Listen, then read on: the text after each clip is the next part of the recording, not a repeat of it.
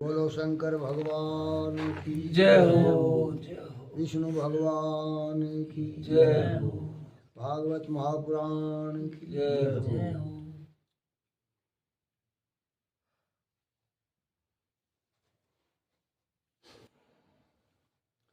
इस प्रसंग को देखकर युधिष्ठिर को आश्चर्य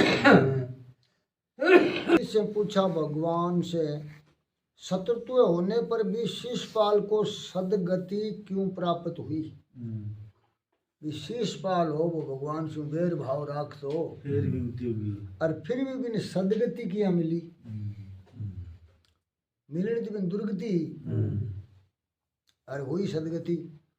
उसने भगवान को गालियां दी, फिर भी वह नरकवासी क्यों नहीं हुआ?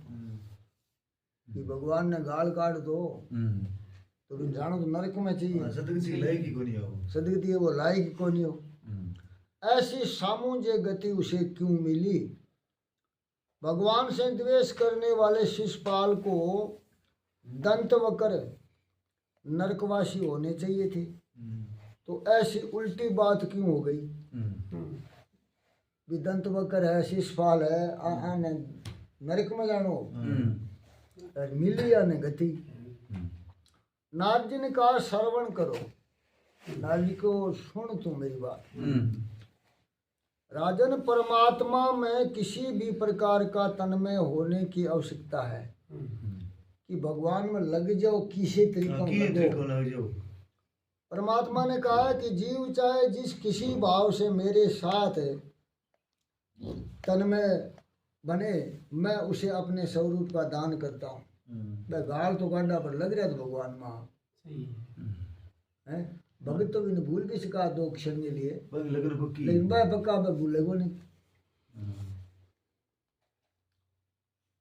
राजन, किसी भी भाव से मन परमात्मा के साथ एकाकार होना चाहिए। जिस प्रकार भक्ति के द्वारा ईश्वर से मिलन मन लगाकर कई मनुष्य परमात्मा की गति पा सके, वैसे काम द्वेष भय या स्नेह के द्वारा भगवान से नाता लगाकर व्यक्ति सदगति पावे। गोपियों ने मिलन की तीव्र कामना से कंस ने भय से, अब गोप ने भगवान ने बजो प्रेम शू और कंस बजो भय शू। अब वो भय शू तो कर तो इन मारा लगन तो पक्की मारा नहीं तो तन मार सी। अब रोज भी वो वही चिंतन है रह तो ना भगवान तो मन में तो कौन निकले नहीं। गोपियों ने मिलन की तीव्र कामना से कंस को भय से, शिषपाल आदि कुछ राजाओं ने द्वेष से, यादवों ने पारिवारिक संबंध से और अपने स्नेह से, और हमने भक्ति से अपने मन को भगवान से जोड़ लिया। कोई भक्ति से जोड़ ले, कोई स्नेह से जोड़ ले, कोई परिवार संबंध से जोड़ ले। लगन पक्की होनी चाहिए। भगवान वो नाम है जो है आगदाई है। आग के में भूला में रेड़ दियो, जान में रेड़ दियो, मजाका में रेड़ दियो, क्या रेड़ दियो बंग में बड़ा है। ये परमात्मा को नाम चाहे तो किसी रूप में ले ले एड़ो पहुंच जाए। कुछ गोपियां कृष्ण को काम भाव से बचती थी। श्री कृष्ण का स्वरूप देखकर भले ही उनके प्रति काम भाव जाग जाए, किंतु जिसका ध्यान करते हैं वह तो निष्काम है। आपा कपटियां कपट भाव से बजा चाहे, लेकिन भगवान तो निष्कपटी है नहीं। सही है? निष्काम श्री कृष्ण का ध्यान करती हुई गोपियां भी निष्काम हो गई। अब आप निष्काम सागे जुड़ांगा तो एक दिन आप निष्काम होना ही पड़ेगा। मार्ग ने जो को आशीन भी एक दिन तो माल उतरेगी है? किंतु जगत के स्त्री पुरुषों का ध्यान काम भाव से करोगे तो नरक में जाओगे। भगवान के सागर थे किसी भाव से जुड़ जाओ, कोई बात नहीं। भगवान ने क्या बेटो कह के भजियो है, क्या दुश्मन बना के भजियो है, क्या बाप बना के भजियो है, क्या पति मान के भजियो है, लेकिन भटिया श्री कृष्ण के प्रति काम भाव रख कर सतत उनका चिंतन करती हुई भी गोपियां निष्काम बन रही है। परमात्मा के पूर्ण निष्काम होने के कारण उन्हें अर्पित किया गया काम भी निष्काम बन गया। अगर आप भगवान के ही ध्यान में अगर कुछ कर रहे हैं तो वो काम ही सारो भक्ति में बन गए। खेती करा, भगवान का नाम जब अपने गें चलता रहे मन में तो वह खेती अपनी भक्ति रूप होगी। काम का जन्म रजोगुण में से होता है, ईश्वर बुद्धि से परे है। चित्त मन बुद्धि और अहंकार अपना चार अंतस्करण है। परमात्मा आचारा स्यू पार है। ईश्वर के पास काम नहीं जा सकता, सूर्य के पास अंधकार नहीं जा सकता। अब सूर्य के अंधेरे उड़ जाइए क्या जा सके? आगे भाजे हुआ आवाज। जिनका चिंतन किया था वह श्री कृष्ण निष्काम होने के कारण उनका काम भाव से चिंतन करने वाली गोपियां भी निष्काम बन गई। वह भी निष्काम हो गई। कंस डर के मारे तन्मय हो गया था। उसे देवकी का 8वां पुत्र ही हमेशा दिखता रहता था। वो भय में लाग रही। शिशपाल अपने शत्रु के रूप में भगवान का चिंतन करता था। शिशपालियां कर तो वो दुश्मन है तेरो। वो तो जब भी कोई कार्य करे भटे टांगड़ा रखे है, ये वास्ते वो बिया जुड़े रहे। तो इस प्रकार ईश्वर में किसी भी भाव से तन्मय होना चाहिए। भगवान यहाँ करे कोई महात्मा हो दिन कोई निंदा कर तो गम में निंदा कर तो न गम में कहीं महाराज का चेला वह चिढ़ता कि हमारे गुरु की निंदा क्यों करो भाई। गुरु जी के गुरु जी वो चंदू है नहीं है, वो थारी निंदा बहुत करे। अरे बोले लाख आपने क्या फर्क पड़ा है तो बोले गुरु जी माने कौन सो आप तो कब थे एक दिन लिए उठे। अब निंदा करे तो कहने क्या तू बट चाल तो वो बेगो सुखी हाँ भाई है आखिर में बोले यार तू एक दिन चाल बोले के मांग कर निकला चाल आ गयो सारा नमस्कार की ना बने देखा देखी बनी थोड़ी बोली ऊपर ला मना करी है पर करी बैठ गया सत्संग चालू हो गया सुन ला गया। अब भाव बर्तान ला गया नहीं। महाराज कहे भैया आज भाव में बर्दाश्त गुरु जी सदा तो संतो बरता रहे आज हूँ बर्दाश्त। अब भाव बरता है ना वो चंदू जी को निंदा करने लगे है सागे चांदी वाला सिक्को दे दियो। चंदू के बड़ो अपा यहाँ का बड़ो महाराजू ठीक है वो तो महाराजू ठीक है ना 5 साल सत्संग में बन गया सिक्का बांटिया। अब वो बढ़ाई करने लगे महाराज ने सिक्का बंद कर दिया काम बंद कर दिया। हाँ अब एक दिन वो बोले महाराज जी वो आज बात वो है ही कोई नहीं बोले तो आज मेरे काम ही कोई नहीं करियो मैं तो ना पीसा निंदा करने का दे बातें कर दी बंद। अब पीसा कहेंगे भाई वो काम बंद हो गया डैडी क्यों नहीं गया। मैंने भगवान को ईश्वर स्वभाव है जद को निंदक जियो जुगो जुगे और काम हमारा होए और निंदक मर गया शहर मेरे पलटू दिया रोए। पलटू साहब महाराज आप बग निंदा कर तो एक आदमी वो मर गया ना भोग किया छोरो मरियो बंग 25 साल को मुंडू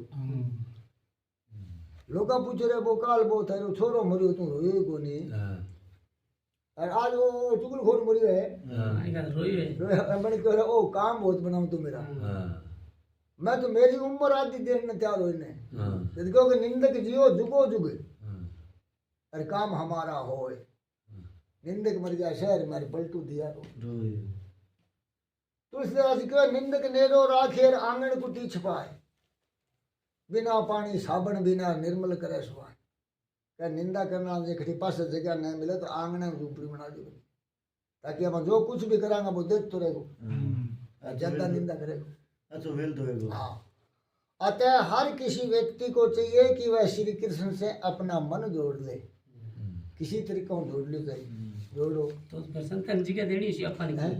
ये शिष्यपाल साधारण व्यक्ति नहीं था। जो शिष्यपाल हो वो साधारण व्यक्ति को नहीं होता, साधारण थोड़ी हो भगवान। वह तो विष्णु भगवान का पार्षद था। शिशुपाल की। हाँ, नारद जी ने जब विजय के तीनों जन्मों की कथा संक्षेप में सुनाई, जय और विजय पहले जन्म में हिरण्यायक्ष और हिरण्याकुश बने, दूसरे जन्म में रावण और कुंभकर्ण बने, तीसरे जन्म में शिशुपाल और दंतवक्र बने। ये 3 जन्म। हाँ है अंशराप होगी, अगर भगवान की भक्ति करोगा तो 7 जन्म लेने पर बेकुंठा होगा, और जे भगवान से बेर भाव रखोगा तो 3 जन्मों में ही आगे जदा बेर भाव टोरियो। हम तो ध्यान रखो सारी बात को, दुनिया के देखने में बुरा दिखा, लेकिन बात तो आपो काम करनो भाई। 30 जन्म में आपका बेकुंठे गया, ई कलयुग में कोई ईश्वर जन्म को नहीं बाबू।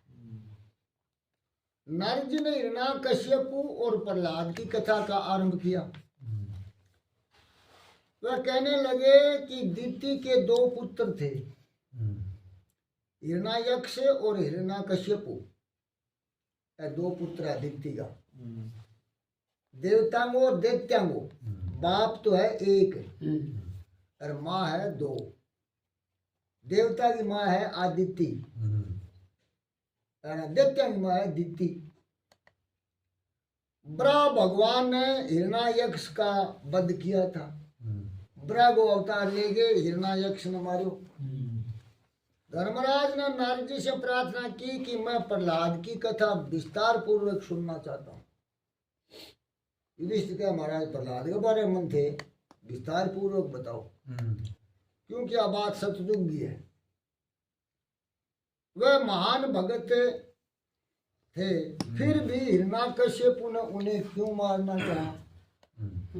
प्रहलाद तो महान भगत हो और हिरण्याकुश भी वो बाप हो, फिर भी वो भी मारना क्यों था वो प्रहलाद में?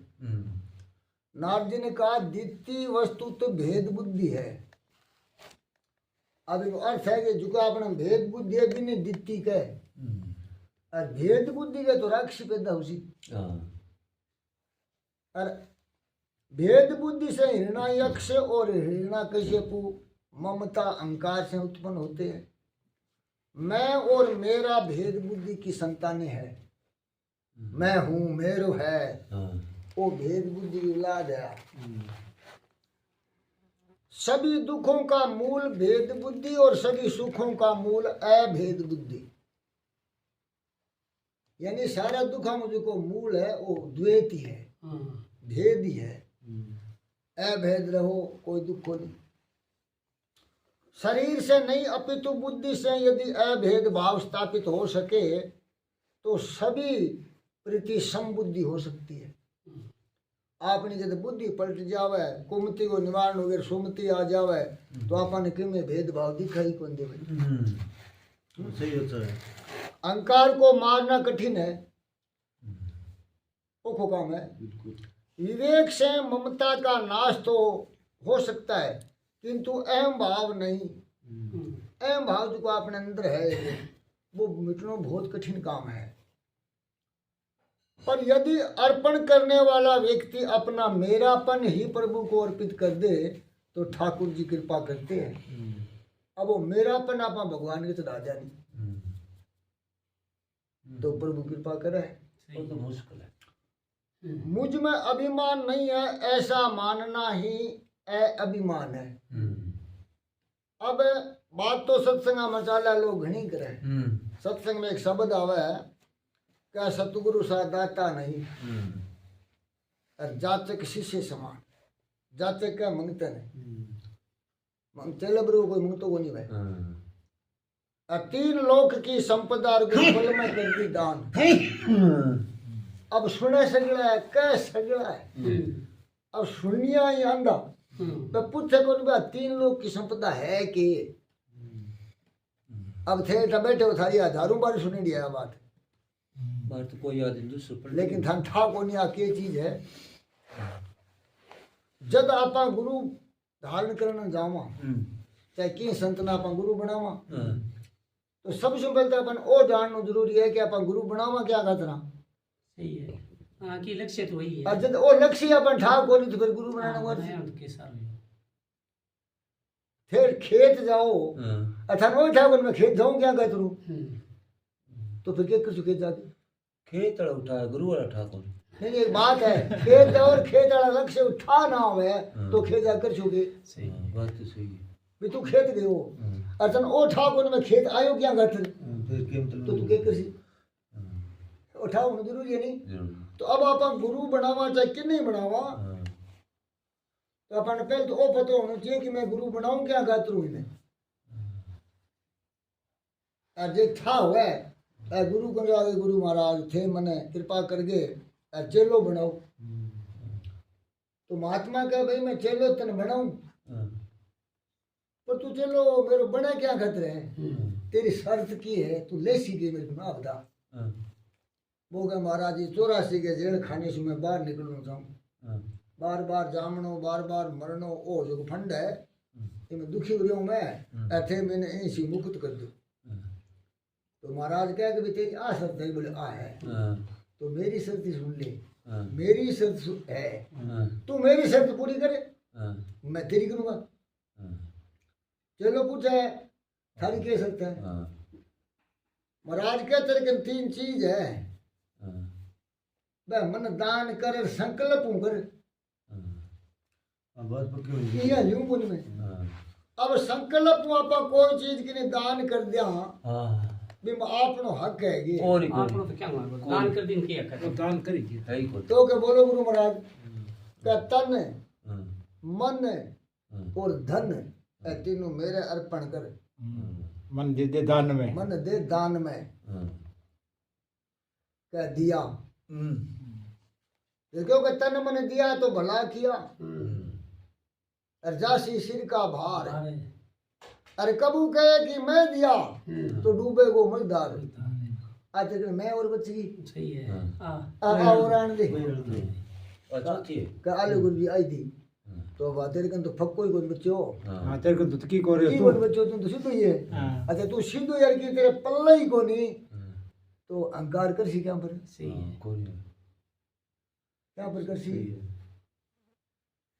अब ले मैं तेने वापिस करूं पर मैं तेन दान को नहीं करूं तेन तो दी मैंने संकल्प द्वारा दान ना मेरी होगी चीज मैं बांटूं तो काटूं तो किए करूं मेरो है और मैं तने दूं बर्तन खातर हाँ उधारी करके उदारी और मैं को बिया बरती सही है के तन शू कर सेवा मन शू कर सुमरण और धन शू कर परमार्थ जा तेरो बेड़ो पार अब इया है के चेल्लार गुरु कौन कौन कौन तो फिर यहाँ डाई कड्डाई ठंड पड़ेगी ना सीधा ही ठीक हो मैं तो दाई का मैं तो यहाँ के मुक्त का को गुरु बनाइया जब मैं तो ये गया ना सीधा ही ठीक हो मरोड़ जामो बस बढ़िया है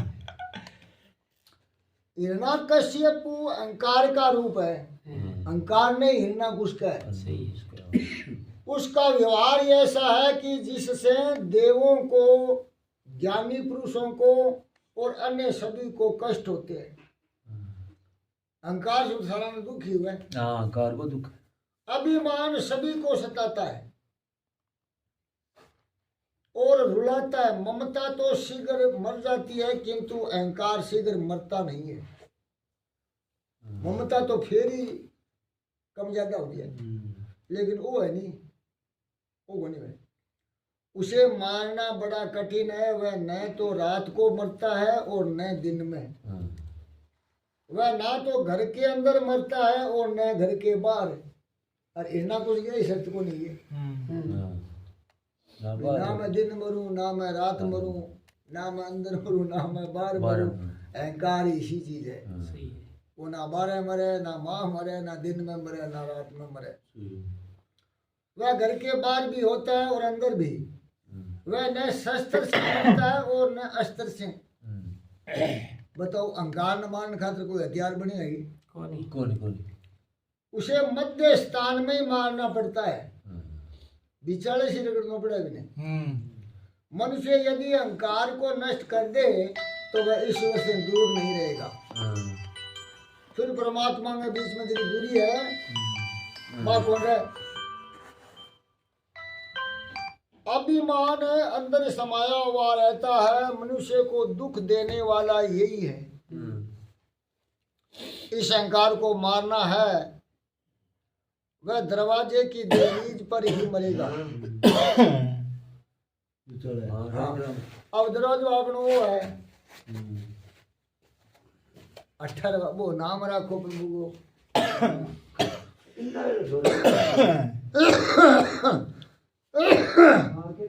राम कथा में कहा गया है कि हर दो गोपियों के बीच में साथ में श्री कृष्ण है। इसी प्रकार ये तुम दो वृत्तियों के बीच में श्री कृष्ण को रखोगे तो तुम्हारे अहंकार का नाश होगा। रासलीला में क्या दिखाओ? रासलीला जाने कौन लोग उल्टा भाव देखे। हर दो गोपियों के बीच कृष्ण है एक। ये अपनी दो वृत्ति है, उत्तम और मध्यम है। आगे बीच में भगवान को नाम रखो तो अहंकार मरेगो है। एक संकल्प के समापन होने तथा दूसरे वृत्ति के उत्पन्न होने के पहले ही श्री कृष्ण को रखोगे तो तुम्हारे अहंकार का नाश होगा। सही है। एक आपने में कोई यहाँ इच्छा हुआ है पीठे में, और एक कोई इच्छा पूर्ति की बात बना बीठे में, दोनों के बीच में प्रभु ने रखो तो घमंड मरेगो। प्रत्येक इंद्री का मिलन जब तक परमात्मा के साथ नहीं हो पाता तब तक अहंकार बना ही रहता है। अब अपना आंख, कान, नाक, जीभ आदि की इंद्रियां हैं, सब परमात्मा के साथ जुड़नी चाहिए है। आंख से ईश्वर को दर्शन करो, कान से बिना गुणगान सुनो है, और जीभ से बिना नाम को उच्चारण करो। सारी इंद्रियां ने ईश्वर में जोड़ो।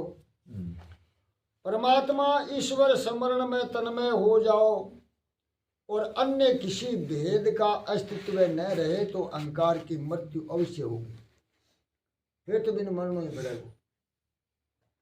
क्यों? आग ने और आहुति नहीं मिले तो अब बुझ जाएगी। सही है। और जितने भी मैं लकड़ बकड़ रेड़े जावांगा इतने बाकियां बुझ तो अपनी आई हालत है। आपा तो आहुति देता ही रहा ना, किया मरा किया बताओ। खुराक तो बिना मिलिया हुआ है। ज्ञान सुलभ है का ज्ञान सुर है, किंतु जब तक अहम भाव ममता नष्ट न हो पाए तब तक ज्ञान शोभा नहीं देता। विधवा को श्रृंगार करे तो बिन सारा तुतकार गाल सी ना कोई को गल है ये कैसी कौन ई वास्ते के गुरु बिन ज्ञान ध्यान सब झूठा और झूठा नेम अचारा और पति बिना तिरियागी कैसी शोभा के विधवा का श्रृंगारा। कौन कहेगी? हिरणा कश्यप को ज्ञानी तो था किंतु उसका ज्ञान अहम भाव और ममता से भरा हुआ था। हिरणा कुछ ज्ञानी तो हो, ज्ञानी हो बिड़ा बिड़ा बर मिला भी नहीं, बिड़ा बिड़ा वरदान मिला भी नहीं, लेकिन अहम भाव हो सके। अपने भाई के मृत्यु के अवसर पर भी उसने बर्म उपदेश किया। जो औरों को उपदेश दे और स्वयं उसे अपने जीवन में ना उतारे वह राक्षसी तो है। अब मैं थाने तो उपदेश दा और मैं भी ना बरता तो मैं राक्षस ना हूं माड़ा। कह दया बिना संत ही कसाई। अगर दया नहीं है तो साधु में कसाई में कोई फर्क नहीं। जो और उपदेश दे आपकी करे को नहीं। भाई के हत्यारे से मैं कैसे बदला लूं? बड़ा रूप धारिए भगवान विष्णु हिरण्यक्ष ने मारियो। हिरण्यक्ष हिरण्यकुश को भाई हो। अब इनको बदलो लेने वास्ते भगवान के सगे बैर बांधो। एक गृहस्थ के पुत्र की मृत्यु हो गई, उदाहरण है कि बेटो मर गयो, तो किसी साधु ने उसे समय उपदेश दिया कि ये संसार तो मिथ्या है। भाई रोने धोनों के वो संसार तो कूड़ो है। कुछ दिनों के पश्चात उस साधु की एक भैंस मर गई तो वह रोने लगा। साधु जी? हाँ महाराज जी रोए। देखो तो बेटो मरो तो दिखाओ भाई संसार तो मिथ्या है, झूठो है, क्यों रोनो धोनो करने लग रहे होते। और महाराज जी की भैंस मर गई। खोलड़ी मरी है, रोए लाल। महाराज रोए। न जाने इसी समय उसका ज्ञान कहाँ हवा हो गया। अभी टाइम ज्ञान गिरने गए बाबा जी को। उस गृहस्थ ने वहां आकर साधु से पूछा कि अब आप क्यों रो रहे हो। क्यों रो रहे हो? साधु ने कहा कि वह पुत्र तो तेरा था, बोली मेरी है। अथे मैंने तुझे उपदेश दिया किंतु ये भैंस मेरी थी। अब ईशो ज्ञान हुए तो कोई काम हो काम हो तो नहीं। इसको क्या ईशा साधु है तो के झाल के के ध्यान करे। अतः रो रहा। जब तक अहम भाव और ममता विद्यमान है तब तक ज्ञान का पाचन नहीं हो पाता। इतना ज्ञान है थम्मे कोनी दूध ने भांडो साफ सुथरो पवित्र सही है। सही है। और जे खाटा में गाल देशो तो दूध पाठ पाड़ जी पाड़ जी है। ये वास्ते पहले तो भांडो साफ करो। भांडा तो खाटा है वो फाटी कोनी काटी जेड़ा पड़े। भक्ति से रहित ज्ञान शब्दा ही रह जाता है। वो तो शब्दा से ज्ञान है। अतः उस ज्ञान से जीव को कोई लाभ नहीं होता। विषय ज्ञान से कोई लाभ को नहीं। हाँ, केतन था तो वैराग्य और भक्ति के अहम भाव में ज्ञान का अनुभव नहीं हो पाता। कोई व्यक्ति बातें तो वेदांत और ब्रह्म ज्ञान की करे किंतु प्रेम संसारिक विषयों के साथ करे। अब बात तो ब्रह्म ज्ञान की और वेदांत की करे और काम बिना कसाई ना हो माड़ा तो बियाड़ा वेद ज्ञान काम को नहीं। के काम करे तो समझे कि वह देते ये बुराक्षी है। फिर वह देते वंश का है। हिरणायक्ष की मृत्यु का समाचार सुनकर हिरणाकुश ने कहा कि मैं अपने भाई के हत्यारे विष्णु से युद्ध करूंगा। उसने माता दिति को कई प्रकार से उपदेश वचन सुनाकर संतुष्ट किया। उसने सोचा कि मैं विष्णु से अभी युद्ध नहीं करूंगा, अपितु पहले वरदान प्राप्त करके अमर हो लूं फिर युद्ध करूंगा। पहले वरदान ले लूं और फिर मैं अमर हो जाऊंगा, मरुदाद बोली फिर करूंगा। हिरणाकश्यप तपसाचार्य करने चला तो उसकी पत्नी कायादु ने पूछा कि वापस कब आओगे। कायादु प्रहलाद की माँ है।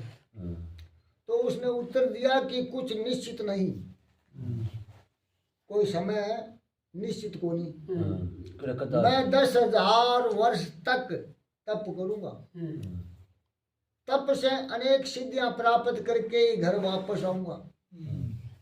10,000 वर्ष आज आपने घर छुट्टे को 10 दिन के लिए घंटा ही कहो छूटे। और मैं कह गए हमारे साथ तो भगवान बात करे जद पार पड़े। सही है। क्यों भगवान पागल है ये जाने कौन गया अपन कपट मुनिया ने वो है। तप से अनेक सिद्धियां प्राप्त करके ही घर वापस आऊंगा। हिरणाकश्यपु मंदराचल पर्वत पर आया। ये कथा भागवत में नहीं है, व्यास जी ने विष्णु पुराण में ये कथा लिखी है। हिरणाकश्यपु की तपस्या का वृतांत जानकर देवता लोगों ने बृहस्पति से प्रार्थना की। देवता घबराया, कहा वो तपस्या करेगा ने कुछ पा लियो तो फिर आपने तो गिरे मज्जेगी। आप हिरणाकश्यपु की तपस्याचार्य में बाधा उपस्थित कीजिए गुरु जी। देवता बृहस्पति के महाराज थे कोई करो कारण कुंडो। यह सुनकर बृहस्पति तोते का रूप धारण करके मंदराचल पर्वत पर आए और जहाँ हिरणाकश्यपु तपस्या करने बैठा हुआ था बटा बृहस्पति जी तोते को रूप धार के रे बैठाया। वहीं किसी वृक्ष पर बैठकर नारायण का जप करने लगे। जैसे ही हिरण्यकश्यप मंत्र जाप का आरंभ करता कि तुरंत ही वह तोता नारायण की रट लगाना शुरू कर देता। ये देखकर हिरण्यकश्यप ने सोचा कि विष्णु की हत्या करने के लिए तो मैं तपस्या कर रहा हूँ और उसी का कीर्तन ये तोता कर रहा है, ये कहां से आया, इधर हटता नहीं है। आज तपस्या करने के लिए शुभ दिवस नहीं है, आज शुभ दिन को नहीं। ये सोचकर है वह थक कर सायकाल को घर वापस लौट आया। अथ नगरी आ गया। कयादू को आश्चर्य हुआ कि मेरा पति आज ही क्यों वापस आ गया, ये तो 10,000 सालों का। पर वह पति से ये बात कैसे पूछे, क्योंकि वह क्रोधी जो था, क्रोधी हो तो शायद वह कह दे कि तुझे क्या लेना, थापा मुको जे तुके बेटा मूर्खो। अतः कयादू ने सोचा कि मैं किसी युक्ति से पूछ लूंगी। उसने रसोई घर के सेवकों से कहा कि आज मैं स्वयं ही रसोई बनाऊंगी। अब नौकर चाकर आबान के थे, आज तेरे ने रोटी आज मैं ही बना सकूं। पति की गुप्त बातें जाननी हो तो कयादू के रास्ते पर चलो। भोजन में बड़ा वशीकरण होता है, भोजन में वशीकरण है। लोग को धन से वश में करो और अभिमानी को प्रशंसा से। घमंडी आदमी की बड़ाई करता हूँ, वो कहे यार संता तू तो मेरा बड़ो भारी मित्र है। लोग भी न लालच दे दो, वो कहे वाह भाई वाह। राजा भोज ने एक बार कालिदास से पूछा था कि चीनी से भी अधिक मीठी वस्तु कौन सी है, खांड से ज्यादा मीठी क्या चीज है। तो कालिदास का उत्तर था प्रशंसा, बड़ाई, खांड से मीठी है। कयादू कहने लगी इंद्र चंद्र आदि देवता तो आपसे थर-थर कांपते हैं। मोटा मोटा देवता जगह थारो तो थर-थर कांपता है। आप जितेंद्रिय है, ज्ञानी है, आपके जैसा वीर ना तो कभी हुआ और न कभी होगा। कयादू बड़ाई में जुट गई। मैं कितनी भाग्यशालिनी हूं कि आप जैसा पति मुझे मिला। हाँ, मैं जानती हूं कि एक निर्धारित काम को संपूर्ण किए बिना आप लौट ही नहीं सकते हैं। काम पूरा करे में थे वापिस घरे आओ ही कोई नहीं। क्या आज वन में कुछ ऐसा प्रसंग हो गया कि जिसके कारण आपको वापस लौटना पड़ा?